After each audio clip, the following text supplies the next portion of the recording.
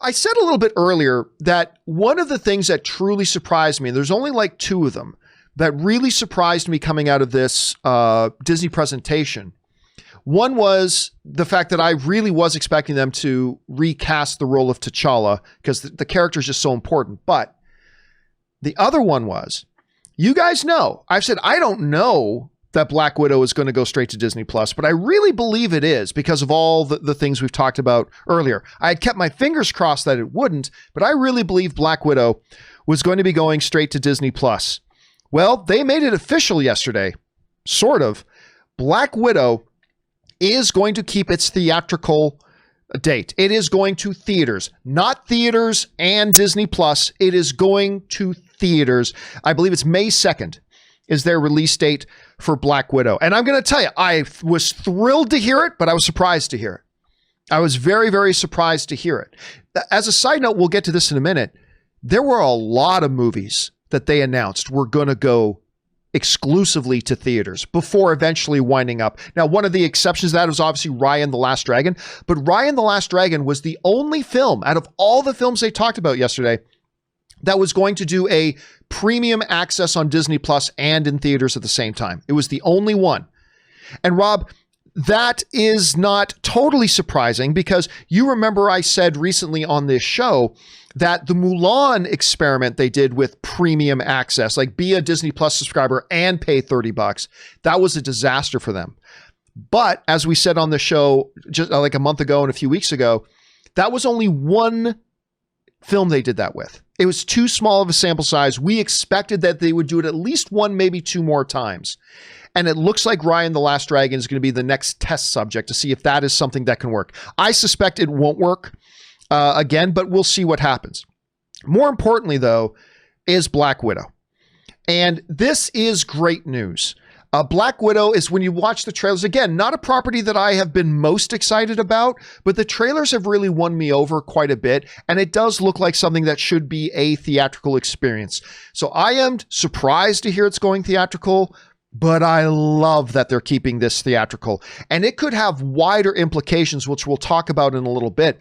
But Rob, just for now, what do you think about this notion that they're saying, yep, Black Widow's coming, and it's coming in theaters in May 2nd. We're doing this. We're doing theaters.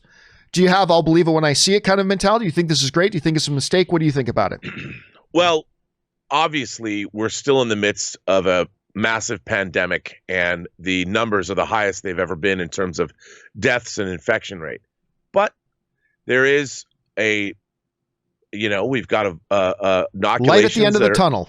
They're right there, and we'll see how that goes. But I appreciate that Disney is committed to a theatrical release on these movies, that they're riding it out, and I think it shows a commitment to the filmmakers and to their franchises, and most importantly to the audiences. So I know I want to see Black Widow in a theater. I did wonder, because I know Florence Pugh, isn't she supposed to be in Falcon and Winter Soldier? And then she was introduced originally going to be in Black Widow. So it's going to be curious to see how it all works together. But I have faith they know what they're doing. And Hawkeye. By the way, she's also going to be in Hawkeye. Florence Pugh is also going to be in Hawkeye. Yeah, so I think that's pretty cool. I just can't wait. I can't believe it's been so long since we've had Spider-Man will have come out a year and a half ago already. And oh my gosh. It'll be 2 years before we've seen a Marvel movie. It is kind of crazy. And you know what? The May 2nd seems soon, but really it's 5 months away. And look, I'm no doctor. I'm hearing more and more from the scientists that there's a lot of optimism about with the vaccinations and how quickly we could get back to something that resembles whatever normal is going to be from now on. Maybe 5 months can work. Maybe 5 months from now can work. Maybe that's not too ambitious. I'll admit, I am still a little bit in the position of it sounds too good to be true, and a little bit of I'll believe it when I see it. But man, if they can do this and actually keep this thing as a theatrical release, that is great news for me as a film fan. It's great news for the movie theaters if they can survive this. And it sounds good. Question is, guys, what did you think about the announcement that Black Widow is indeed going to stick in theaters and they're going to come out May 2nd? Are you super excited about it? Are you a little bit cautious about it like I am? What do you guys think? Jump into the comment section below and let us know your thoughts. All right, guys. One last thing I kind of want to address here before we get into our live questions today, and that is a bigger picture thing. You know, Rob, we started off today's show talking about the HBO Max and Warner Brothers move, how it has alienated all the creatives in Hollywood off of Warner Brothers. The agencies are angry at them. The writers are angry at them. The directors are angry at them. Their production partners are angry at them. And they're getting a whole lot of pushback and all that kind of stuff. At the same time, Disney has their big announcements yesterday, focusing a lot on Disney Plus.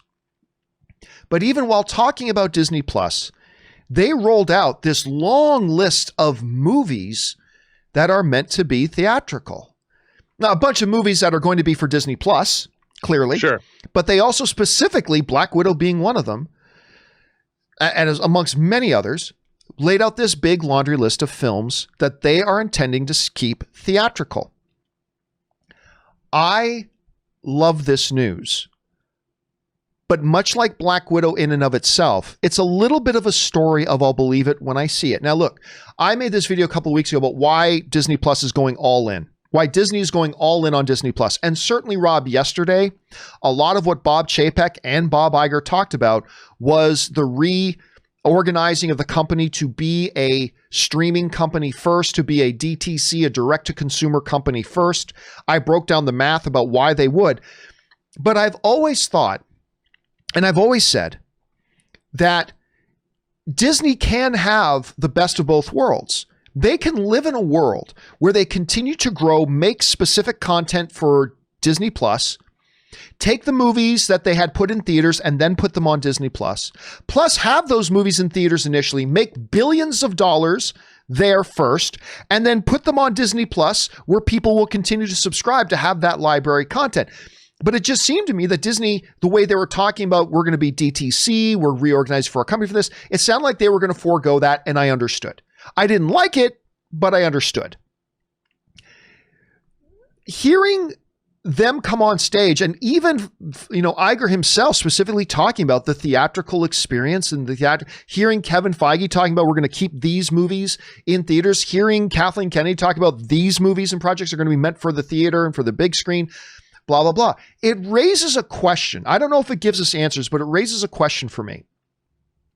In light of the massive pushback against HBO and HBO Max, in light of the, that info you got sent, you talked about this a little bit earlier today about how one of their options, they only got two options.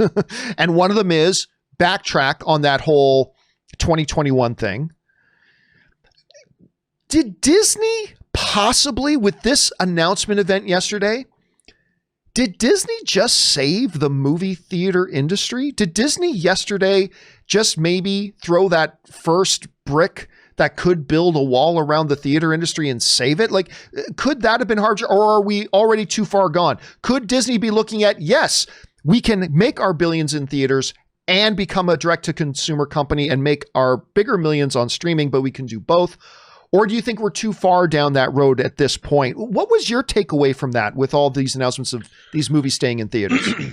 Well, I do believe ultimately the future of the world is a direct-to-consumer experience, cutting out the middleman. And when you're delivering entertainment like this, we've already seen it with, say, computer companies.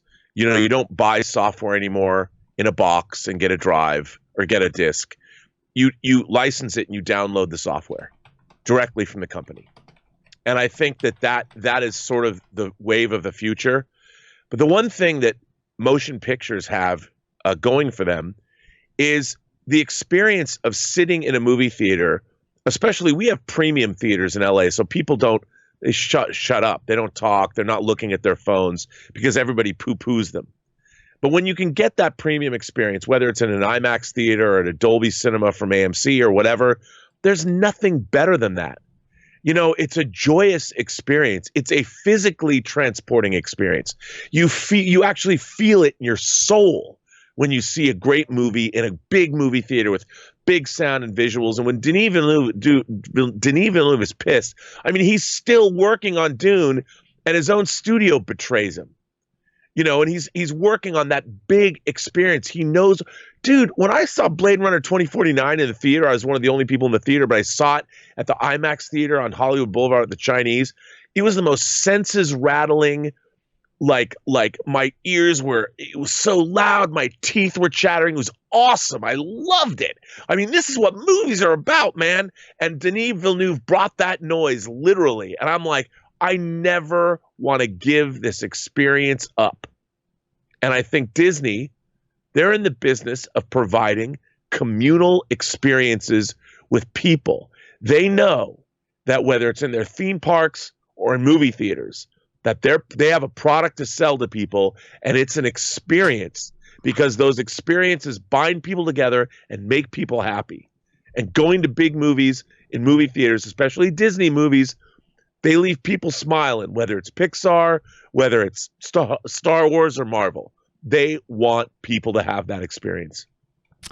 Yeah, I agree. So again, I think it's going to be interesting over the next couple of months to see what kind of transpires. Because again, I think the movie theater chains have to be thrilled with what they heard from the Disney presentation, whether or not it's too little too late, or just a symbolic gesture, or whether it's I'll believe it when I see it, who knows, but it's at least got to be seen as the first piece of promising news that the theaters have had in a long, long time. What does it ultimately amount to?